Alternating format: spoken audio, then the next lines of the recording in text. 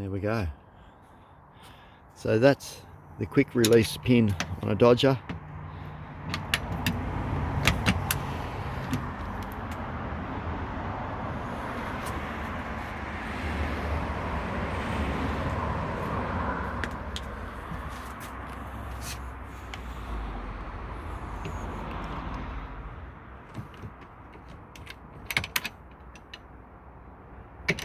And that's one-handed, so that's not so bad. And my poor old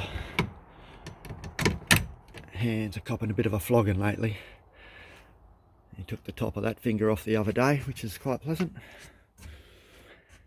Anyway, onwards and upwards.